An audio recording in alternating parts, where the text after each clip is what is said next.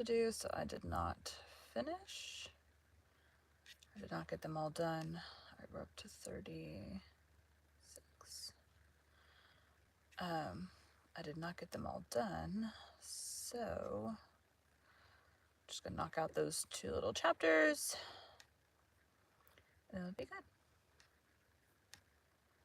We have a shorter one and then a longer one.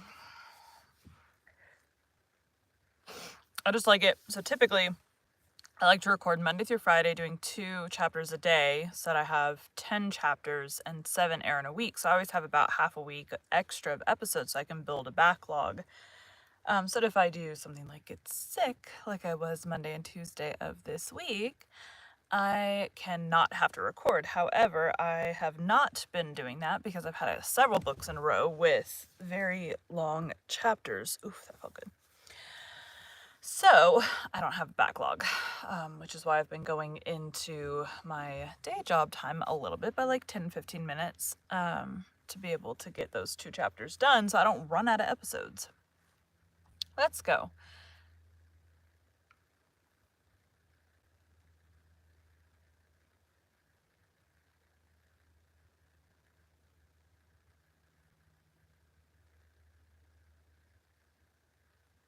There's an airplane, I think, but it's like far away.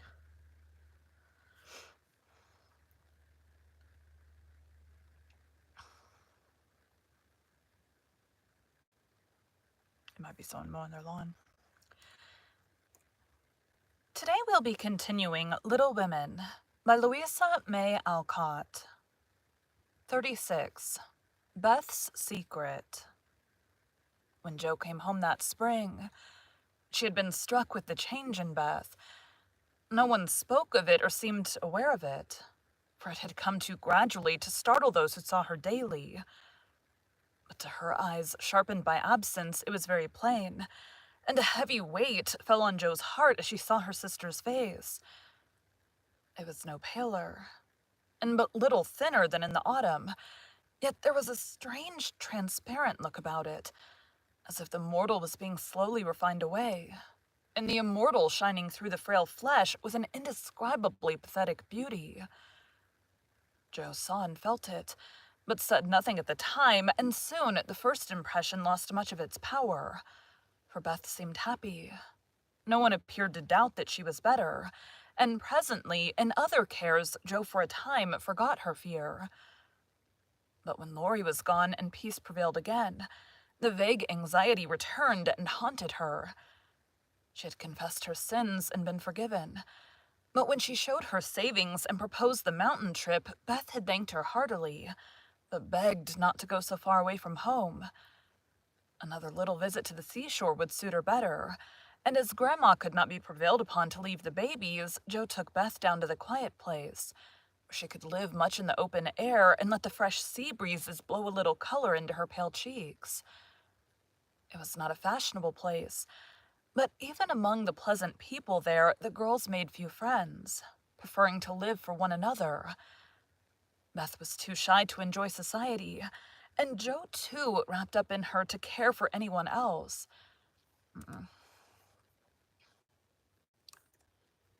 And Jo, too, wrapped up in her to care for anyone else. So they were all in all to each other. So they were all in all to each other and came and went, quite unconscious of the interest they excited in those about them, who watched with sympathetic eyes the stronger sister and the feeble one, always together as if they felt instinctively that a long separation was not far away. They did feel it, yet neither spoke of it, for often between ourselves and those nearest and dearest to us there exists a reserve which is very hard to overcome. Jo felt as if a veil had Jo felt as if a veil had fallen between her heart and Beth's, but when she put out her hand to lift it up, there seemed something sacred in the silence, and she waited for Beth to speak. She wondered and was thankful also that her parents did not seem to see what she saw. And during the quiet weeks, when the shadow grew so plain to her, she said nothing of it to those at home. believing that it would tell itself when Beth came back no better. She wondered still more if her sister really guessed the hard truth, and what thoughts were passing through her mind during the long hours when she lay on the warm rocks, with her head in Joe's lap, while the winds blew healthily over her and the sea made music at her feet. One day Beth told her. Joe thought she was asleep. She lay so still and, putting down her book, sat looking at her with wistful eyes, trying to see signs of hope in the faint color on Beth's cheeks. But she could not find enough to satisfy her, for the cheeks were very thin and the hands seemed too feeble to hold even the rosy little shells they had been gathering. It came to her then more bitterly than ever that Beth was slowly drifting away from her. Excuse me. And her arms instinctively tightened their hold upon the dearest treasure.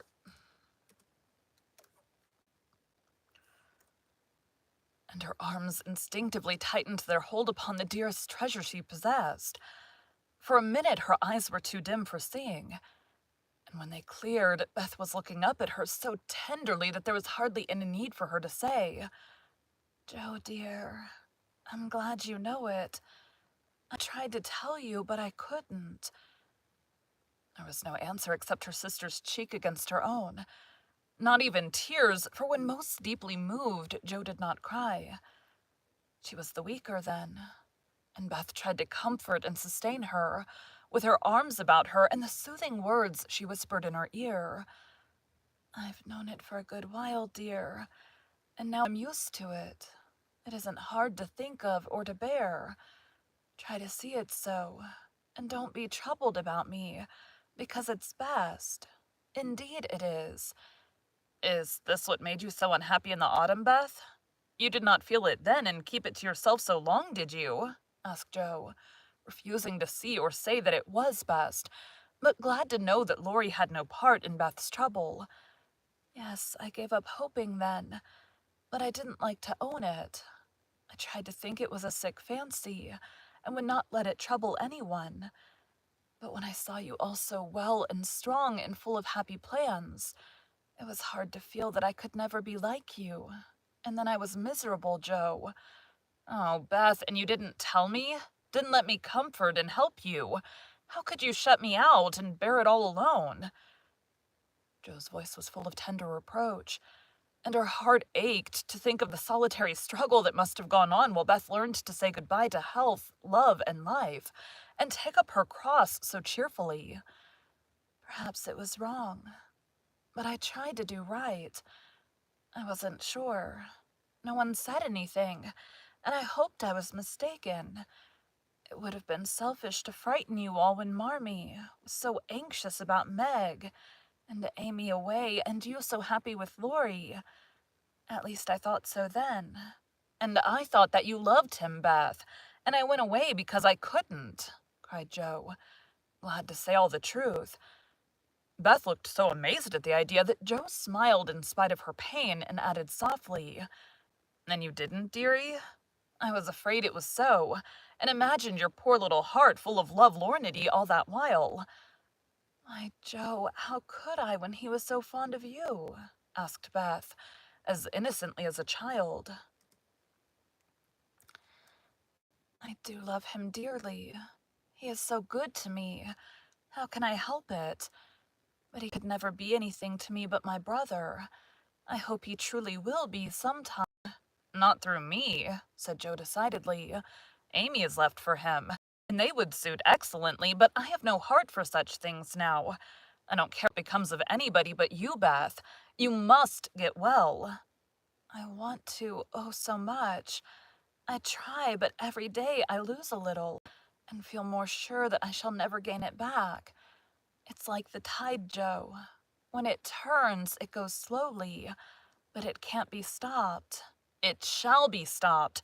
Your tide must not turn so soon. 19 is too young. Beth, I can't let you go. I'll work and pray and fight against it. I'll keep you in spite of everything. There must be ways. It can't be too late. God wouldn't be so cruel as to take you from me," cried poor Joe rebelliously. for her spirit was far less piously submissive than Beth's. Simple, sincere people seldom speak much of their piety. It shows itself in acts, rather than in words. Piety?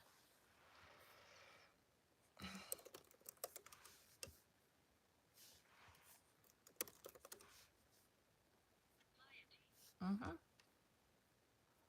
In words. Protestation or protestation? Protestation. Words. And has more influence than homilies or protestations. And has more influence than homilies or protestations. Beth could not reason upon or explain the faith that gave her courage and patience to give up life and cheerfully wait for death. Like a confiding child, she asked no questions but left everything to God and nature, father and mother of us all, feeling sure that they and they only could teach and strengthen heart and spirit for this life and the life to come. She did not rebuke Jo with saintly speeches, only loved her better for her passionate affection and clung more closely to the dear human love from which our Father never means us to be weaned, but through which he draws us closer to himself. She could not say, "I'm glad to go," for life was very sweet to her. She could only sob out, "I try to be willing," while she had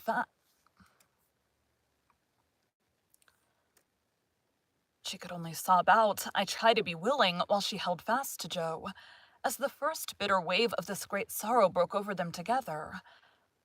By and by, Beth said with recovered serenity, "You'll tell them this when we go home." "I think they'll see it without words," sighed Jo, for now it seemed to her that Beth changed every day. "Perhaps not. I've heard that the people who love best are often blindest to such things. If they don't see it, you will tell them for me. I don't want any secrets, and it's kinder to prepare them. Meg has John and the babies to comfort her, but you must stand by father and mother. Won't you, Jo?" "If I can. But Beth, I don't give up yet. I'm going to believe that it is a sick fancy and not let you think it's true," said Jo, trying to speak cheerfully.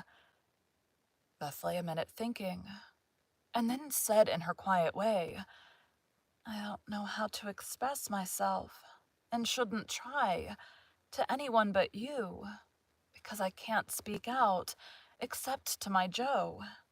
I only mean to say that I have a feeling that it never was intended I should live long. I'm not like the rest of you.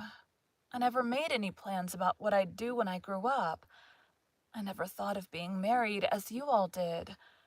I couldn't seem to imagine myself anything but stupid little Beth trotting about at home, of no use anywhere but there.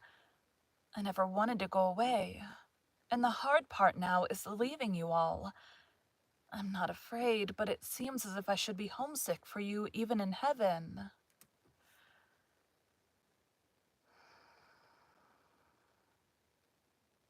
I knew this chapter was coming. Still sucks. My eyes look weird. Jo could not speak, and for several minutes there was no sound but the sigh of the wind and the lapping of the tide. A white-winged gull flew by, with a flash of sunshine on its silvery breast. Beth watched it till it vanished, and her eyes were full of sadness. A little gray-coated sandbird came tripping over the beach, peeping softly to itself, as if enjoying the sun and sea. It came quite close to Beth, looked at her with a friendly eye, and sat upon a warm stone, dressing its wet feathers, quite at home. Beth smiled and felt comforted, for the tiny thing seemed to offer its small friendship, and remind her that a pleasant world was still to be enjoyed. "Dear little bird, see, Jo, how tame it is. I like peeps better than gulls. I like peeps better than the gulls. They are not so wild and handsome, but they seem happy, confiding little things. I used to call them my birds last summer, and Mother said they reminded her of me. Busy, Quaker-colored creatures, always near the shore and always chirping that contented little song of theirs. You are the goal, Joe, strong and wild, fond of the storm and the wind, flying far out to sea, and happy all alone. Meg is the turtle dove, and Amy is like the lark. And Amy is like the lark she writes about, trying to get up among the clouds, but always dropping down and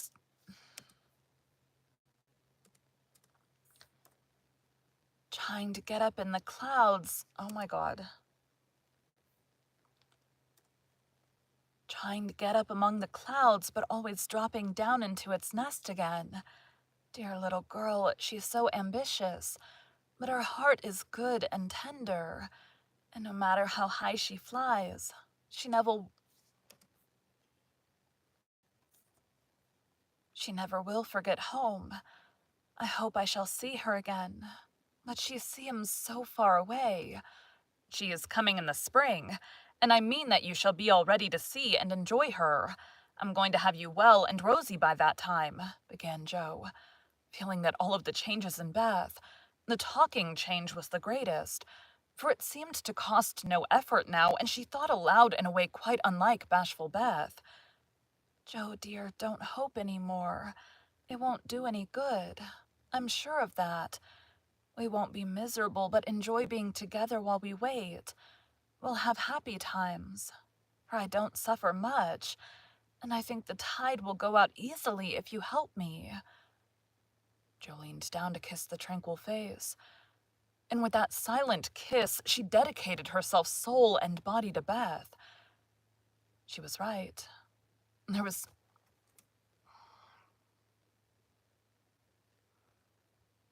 gonna be okay. I'm gonna be okay. She was right. There was no need of any words when they got home, for father and mother saw plainly now what they had prayed to be saved from seeing.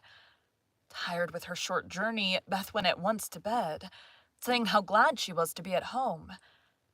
And when Joe went down, she found that she would be spared the hard task of telling Beth's secret. Her father stood leaning his head on the mantelpiece.